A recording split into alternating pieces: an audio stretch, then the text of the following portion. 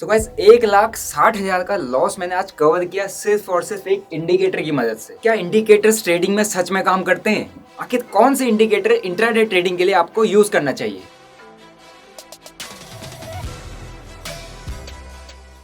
तो जय हिंद दोस्तों, कैसे हो आप लोग? आई होप आप काफी अच्छे होंगे। तो आज मेरा एक लॉस था बैंक निफ्टी के अंदर, मैंने ट्रेड किया था क्योंकि आज बैंक निफ्टी का एक्सपायर था, जिसमें मेरे को 1,60,000 का एक इंडिविजुअल ट्रेड में लॉस हो गया था क्योंकि ड्यू टू प्रीमियम डीके और थोड़ा सा मैं उसमें ट्रैप भी हुआ था। ठीक है, लेकिन उसके बाद मैंने एक ट्रेड पंचअप किया निफ्टी के अंदर, और निफ्टी के अंदर इंडिकेटर पे एक मेरे पास एक हेल्दी सा बिग बार कैंडल बना एंड उसके बाद देखो एक इतना अच्छा खासा मूवमेंट मेरे को यहाँ पे देखने को मिला। लेकिन मैं यहीं तक कि इसको डे हाई तक ही कवर किया, और जिसमें मेरा ऑलमोस्ट जो 1,60,000 का जो लॉस था वो मैंने ऑलमोस्ट कवर कर लिया, और वो क्या आ चुका, मेरा ट्रेड जो है कॉस्ट टू कॉस्ट आ चुका है। तो आज का जो हमारा टॉपिक रहने वाला है वो ये है कि क्या इंडिकेटर सच में एक इंट्राडे ट्रेडर के लिए काम करते हैं? क्या आपको इंडिकेटर के बेसिस पे अपनी ट्रेडिंग करनी चाहिए?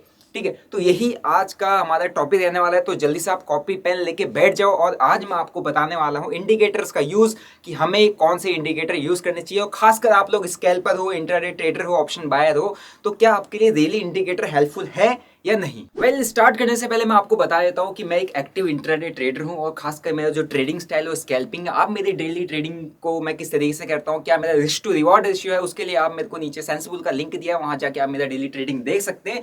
और अब आते हैं सीधे चार्ट पे, और अगर आप चार्ट पर देखोगे तो मैं आपको यहाँ पे एक चीज अपना चार्ट दिखा दूं जो कि निफ्टी का है, आज का चार्ट है, और इसमें मैंने ट्रेड पंचअप किया। ठीक है, ट्रेड पंचअप किया तो आपको यहाँ पे एक ये इस तरीके का कुछ ब्लू कलर में एक लाइन जाती हुई दिख रही है। तो काफी बिगिनर को ये पता भी नहीं होगा, लेकिन मैं आपको बताता हूँ ये है एक इंडिकेटर, ठीक है, जिसको कहते हैं मूविंग एवरेज। और यहाँ पर मैंने 9 EMA लगा रखा है, और ये EMA किससे लगा रखा है? क्योंकि ये मेरा ट्रेडिंग सेटअप या ट्रेडिंग जो मेरा स्ट्रेटेजी है उसका बहुत इंपॉर्टेंट पार्ट है, और इसकी हेल्प से मैं मार्केट के अंदर प्राइस एक्शन के साथ साथ इसकी हेल्प लेता हूं, तो मेरे को कहीं ना कहीं सपोर्ट करता है मार्केट में किसी भी ट्रेड में एंट्री या एग्जिट लेना। अब मैंने यहाँ पे एक वर्ड बोला कि सपोर्ट करता है, इट मींस क्या कि इंडिकेटर एक सपोर्टिंग टूल है। अगर आप एक ट्रेडर हो, इंट्राडे ट्रेडर हो, तो आपके लिए सबसे पहली प्रायोरिटी होती है कि आपको प्राइस एक्शन को समझना पड़ेगा, सपोर्ट रेजिस्टेंस को समझना पड़ेगा, कैंडलस्टिक पैटर्न को समझना पड़ेगा, उसके बाद आता है इंडिकेटर। अगर आप ये सारी चीजें छोड़ के सीधा इंडिकेटर पे चले जाओगे, इट मींस आप मार्केट में गलती कर रहे हो, वो सही प्रोसेस नहीं है।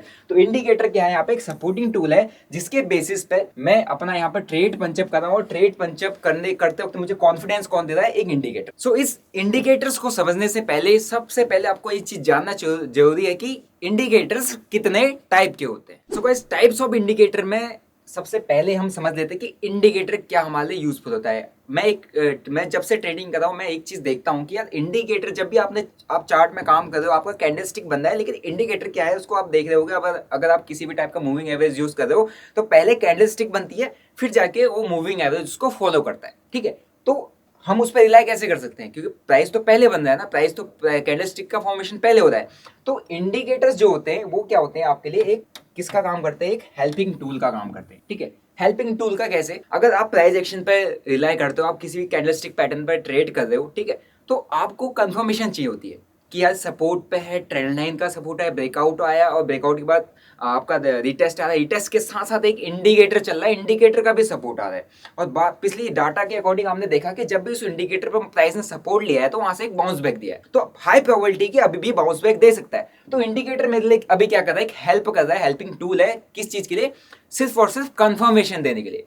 अगर मैं उस स्टेट में जाऊं तो मेरे को एक और कंफर्मेशन नीचे से मिल जाती है कि हाँ इंडिकेटर भी आ रहा है, तो मेरा कॉन्फिडेंस बढ़ जाएगा उस स्टेट को लेने के लिए। ठीक है, तो इंडिकेटर्स हमारे सिर्फ ट्रेडिंग में एक हेल्पिंग टूल का काम करते हैं, जो कि क्या होते हैं? डाटाबेस। ठीक है, तो प्रीवियस डाटा को रीड करके आपको आउटपुट देगा। ये अपनी मर्जी से आउटपुट नहीं देता है कि आपने सोचा कि इंडिकेटर ऐसे आ रहा है तो ऐसा ही होगा, ऐसा नहीं है। हर बार इंडिकेटर काम नहीं करता है मार्केट में।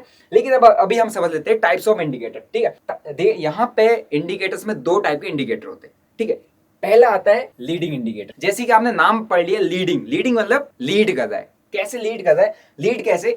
इन इंडिकेटर की मतलब जब भी ये इंडिकेशन देते हैं, तब आपको एक व्यू बन जाएगा, ये चीज समझ में आ जाएगी कि यार आगे आने वाले मार्केट में क्या हो सकता है। ठीक है, क्या हो सकता है, इसकी प्रोबेबिलिटी आपको बता देंगे। ये लीडिंग इंडिकेटर होता है। लीडिंग इंडिकेटर में आते हैं जैसे RSI, पिवट पॉइंट।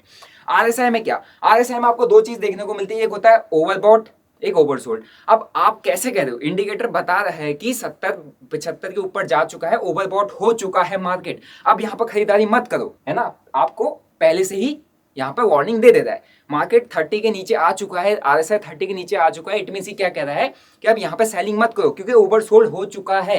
ये आपको पहले से इंडिकेशन दे रहा है, लेकिन उसके बावजूद भी आप सेलिंग कर रहे हो, उसके बावजूद भी आप बाइंग कर रहे हो, इट मींस आप वहां पे कहीं ना कहीं चांस मिस कर रहे हो अपने प्रॉफिटेबल होने का। ओके, और ऐसे पिवट पॉइंट्स, अब मार्केट ओपन होता है, आप पिवट पॉइंट्स लगाए तो आपको पहले ही क्या दे देता है, लेवल।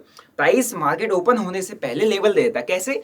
प्रीवियस डाटा को रीड करके वहां पर सपोर्ट रेजिस्टेंस कहाँ कहाँ पर बने हैं उसको देख के आपको लेवल देता है। तो क्या है, एक लीडिंग है, ठीक है। यहाँ पर आपको डिफरेंस समझना पड़ेगा। फिर आ जाता है लैगिंग। लैगिंग मतलब आप सिंपल सी बात है, लैग कर रहा है। लैग कर रहा है, आपको प्रीवियस डाटा प्राइस बनने के बाद आपको ये इंडिकेटर मूव करता हुआ दिखेगा, ठीक है। जितने भी मूविंग एवरेजेस पर काम करते हैं उन्हें पता होगा कि जब भी एक कैंडलस्टिक पैटर्न बनता है तो उसके जब वो कैंडलस्टिक पैटर्न बन जाता है तब जाके वो इंडिकेटर मूव करता है। और आप कहते हो यार ये तो सर जब हम लाइव मार्केट में ट्रेड करें इस इंडिकेटर पे तो हमें समझ ही नहीं आता है कि कब ट्रेड लेना है। इसीलिए समझ नहीं आता क्योंकि वो लैगिंग होता है, ठीक है। प्रीवियस डाटा बेस जैसे लैगिंग इंडिकेटर में आते हैं, moving averages, MACD, Bollinger band, ठीक है। ये सारे के सारे प्रीवियस डाटा के अकॉर्डिंग चलते हैं। डाटा को रीड करने के बाद आपको आउटपुट देते हैं और आप इसमें से बैक टेस्ट कर सकते हो। आप खासकर इन इंडिकेटर, ये लैगिंग इंडिकेटर पर अगर आपको रिलाई करना है तो आपका प्रॉपर बैक टेस्ट होना जरूरी है, ठीक है। तो दो टाइप के इंडिकेटर्स होते हैं यहाँ पे, लैगिंग और रीडिंग, ठीक है। अब बात करते हैं इन दोनों में से, हम अगर एक इंट्राडे ट्रेडर हैं, अपने को स्टॉक्स में ट्रेड करना है, अपने को ऑप्शंस में ट्रेड करना है, अपने को स्कैल्पिंग करनी है, ऑप्शन बाइंग करनी है, तो हमें एग्जैक्टली कौन कौन से यहाँ पे इंडिकेटर ट्रेड करने चाहिए और कौन से इंडिकेटर हमारे लिए बेस्ट रहेंगे। तो अब मैं आपको अपना ट्रेड समझाता हूँ जिसकी मैंने बात की थी कि मैंने यहाँ पे ट्रेड लिया और यहाँ पे अच्छा खासा मूवमेंट आया। आप पहले यहाँ पे देख दोगे, यहाँ पे एक मेरे पास चार्ट है, वो प्रीमियम का चार्ट है। पहली चीज, अगर आप ट्रेड कर रहे हो, आप ऑप्शन ट्रेडर हो, तो आपका नजर प्रीमियम के चार्ट पे होना चाहिए। आप सिर्फ इसको देख के अगर ट्रेड लोगे तो भाई ऐसे में फंस जाओगे।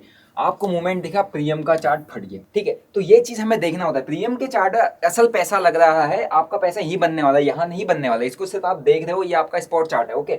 अब बात करते हैं कि इंडिकेटर का यहाँ पे मैंने यूज क्या किया है। अब मैं जब भी 9 EMA में काम करता हूँ, 9 EMA पे मैंने एक बैक टेस्ट किया हुआ है, और जब भी 9 EMA के आसपास प्राइस सपोर्ट लेता है, सपोर्ट लेना स्टार्ट करता है, तो सपोर्ट लेने के बाद जब भी कोई अच्छी खासी हेल्दी कैंडल बनती है प्रीमियम में भी और क्या बोलते हैं स्पॉट चार्ट में, तो उसके बाद हमें एक अच्छा खासा मूवमेंट देखने को मिलता है, जो कि आपको यहाँ पे देखने को मिला है। और इसी के साथ मैं प्रीवियस डाटा पे चलता हूँ, तो मैं यहाँ पर अगर निफ्टी के चार्ट को थोड़ा सा और पीछे लेके जाऊंगा, थोड़ा सा निफ्टी के चार्ट को और पीछे लेके आ गया, और यहाँ पर भी देखो 9 EMA के नीचे था, अभी तक रेजिस्टेंस लिया था, 9 EMA के ऊपर आया, 9 EMA के ऊपर सपोर्ट लिया और प्राइस ने क्या दे दिया, एक अच्छा खासा मोमेंटम दे दिया।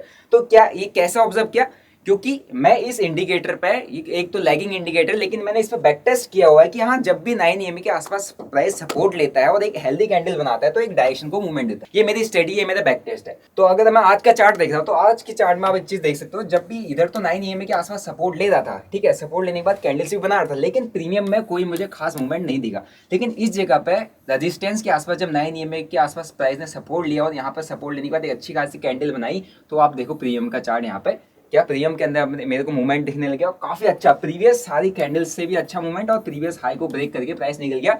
तो यहाँ पे एंट्री करने की अपॉर्चुनिटी थी और क्लियर इंडिकेशन मिल रहा था कि यहाँ से अच्छा खासा मोमेंटम आ सकता है, क्योंकि कंपैरेटिवली पिछली कैंडलियों के अकॉर्डिंग ये वाली जो कैंडल थी ये बहुत हेल्दी कैंडल थी और इसने बहुत फास्ट मोमेंटम के साथ क्या किया, रेजिस्टेंस को ब्रेक किया। तो यहाँ पर मुझे कंफर्मेशन मिला कि हाँ मुझे यहाँ पे कॉन्फिडेंस के साथ ट्रेड लेके जाना चाहिए। कॉन्फिडेंस किसने दिया? कॉन्फिडेंस दिया मुझे मेरे इंडिकेटर ने।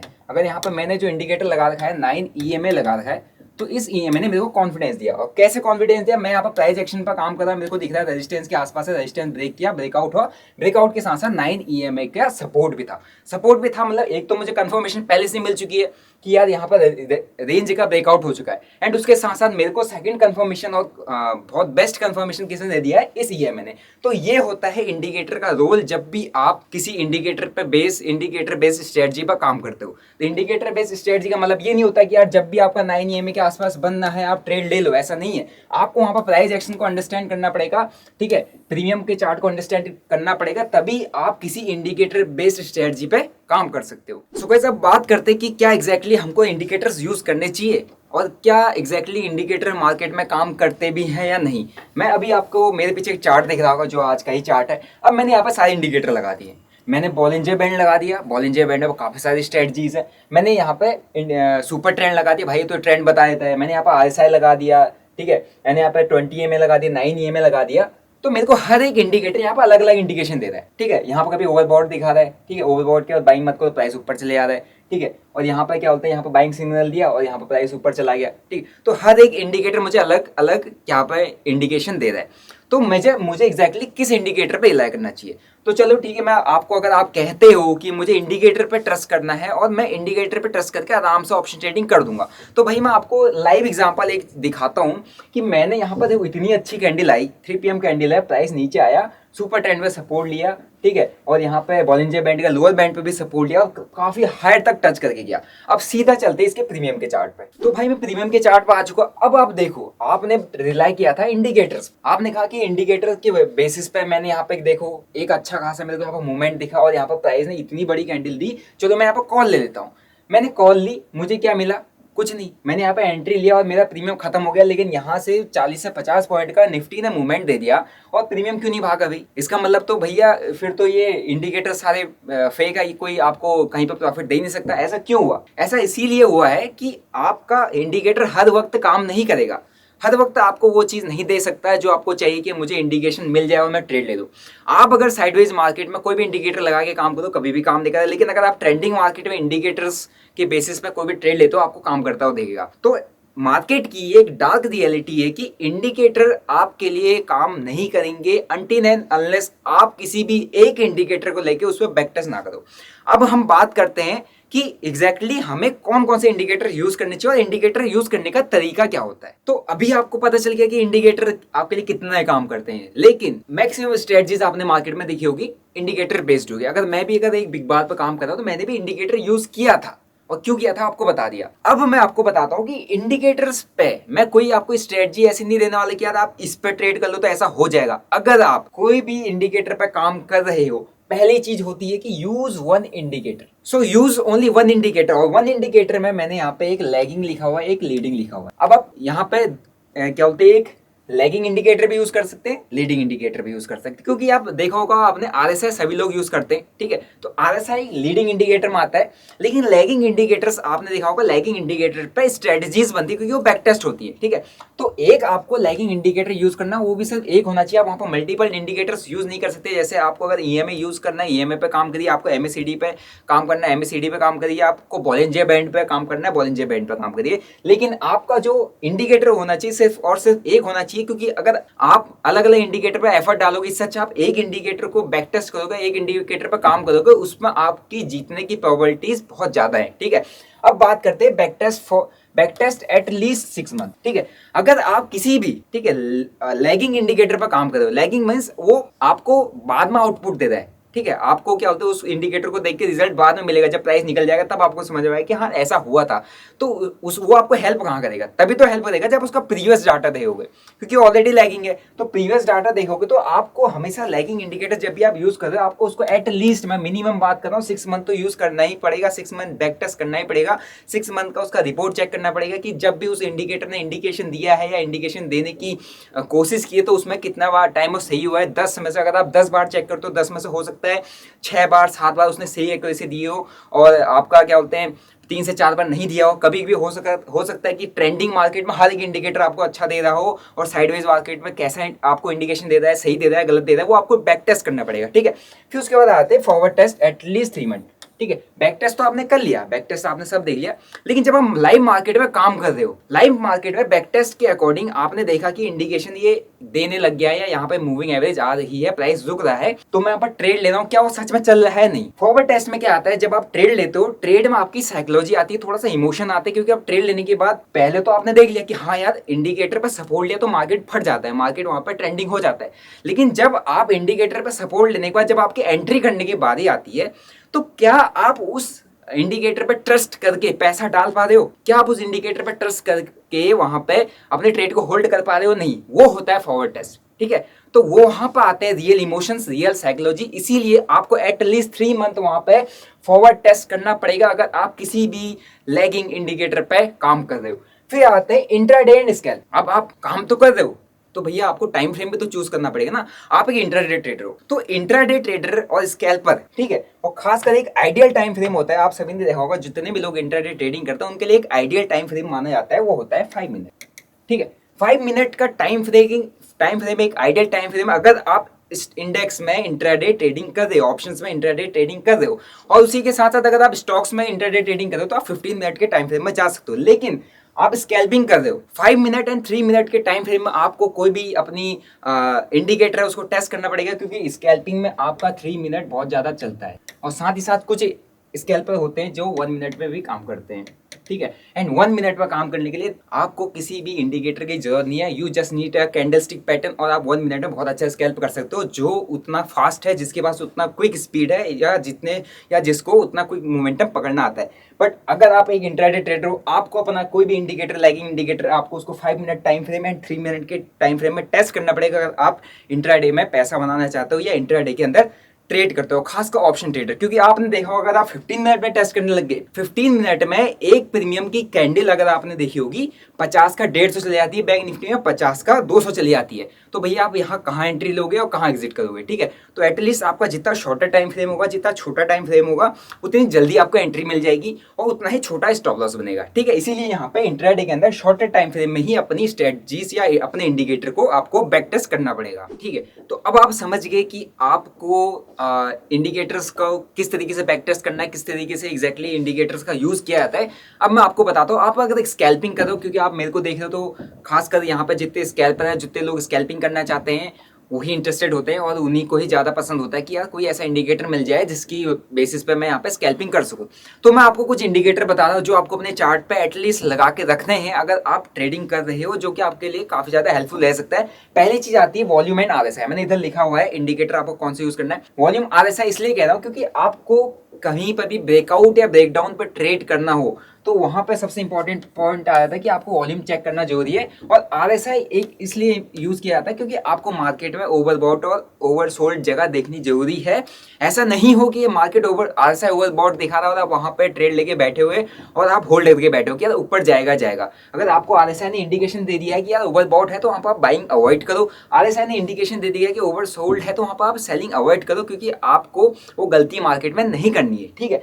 फिर आते हैं कि रिलायबल कौन से ऐसे इंडिकेटर्स हैं जो स्कैल्पिंग में यूज होते हैं। तो आपने सभी ट्रेडर को देखा होगा, खासकर मुझे तो देखा ही होगा कि मैं एक इंडिकेटर हमेशा अपने चार्ट पर लगा के रहता हूं, जो आपने लाइन जैसी देखी स्टार्टिंग में, वो होती है exponential moving average, EMA. EMAs are most reliable indicator in the market, और काफी सारे लोग इस पर काम करते हैं और ये बैक टेस्ट करके काफी अच्छा आपको रिजल्ट भी देती है, और खासकर ट्रेंडिंग मार्केट में। अब ईएमएस में कौन से इंडिकेटर आपको कौन सी ईएमए एग्जैक्टली यूज करनी चाहिए अगर आप स्कैल्पर हो तो, ठीक है। अगर आप स्कैल्पर हो तो आपके लिए सबसे मोस्ट एंड इंपॉर्टेंट ईएमए आ जाती है, वो है 9 ईएमए, ठीक है। फिर उसके बाद अगर आपको 9 ईएमए में कंफर्टेबल नहीं होता, आपको 9 ईएमए एग्जैक्टली समझ नहीं आ रही है, आप जा सकते हो 13 ईएमए में। अगर आपको 13 ईएमए भी समझ नहीं आ रहा है, आप उससे मैक्सिमम जा सकते हो 20 ईएमए, ठीक है। तो 9, 13 and 20 EMA can be the best indicator for scalping. अगर आप इनमें से किसी भी एक इंडिकेटर को बैक टेस्ट करते हो तो आई होप ये आपको इजीली समझ आ सकते हैं कि यार हाँ एग्जैक्टली इन पे स्कैल्पिंग कैसे होती है। और मेन और इम्पॉर्टेंट पॉइंट ये है कि बैक टेस्ट करना पड़ेगा। विदाउट बैक टेस्ट आप ये किसी भी इंडिकेटर को लगा के कल के दिन में ट्रेड करोगे, आपको कुछ समझ नहीं आएगा। आपको बैक टेस्ट करोगे तो आपको एग्जैक्टली एक ही इंडिकेटर से बहुत कुछ मार्केट में समझ में आ जाएगा, एक ही इंडिकेटर के बेसिस पे आपको ट्रेड लेना भी आ जाएगा। सो आई होप आपको आज की वीडियो से ये समझ में आ गया होगा कि एग्जैक्टली इंडिकेटर काम करता है नहीं, और इंडिकेटर्स की डार्क रियलिटी में मैंने आपको दिखा दी कि एग्जैक्टली प्रीमियम के चार्ट में क्या होता है और हमारे स्पॉट चार्ट में क्या होता है, और डिफरेंस आपने देख ही लिया था, ठीक है। तो इंडिकेटर्स पे रिलाय होकर कभी भी ट्रेड मत करो, ठीक है। अगर आपको ट्रेड करना है आप प्योर प्राइस एक्शन ट्रेड करो, आप कैंडलस्टिक्स पैटर्न को रीड करना सीखो। एंड सपोर्ट के लिए एक supporting helping tool, as a helping tool आप इंडिकेटर को यूज कर सकते हो, जो कि आपका ट्रेडिंग के अंदर जब भी आप किसी ट्रेड में एंट्री करने के लिए जा रहे हो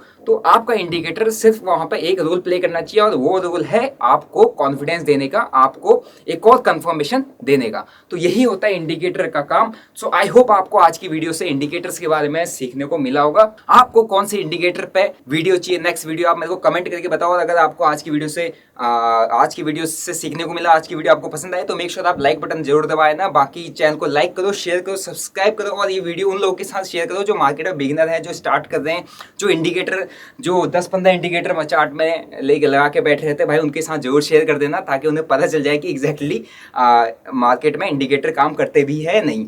सो मिलता हूं आपको ऐसी एक और इंटरेस्टिंग वीडियो के साथ। Till then bye bye, see you, Jai Hind.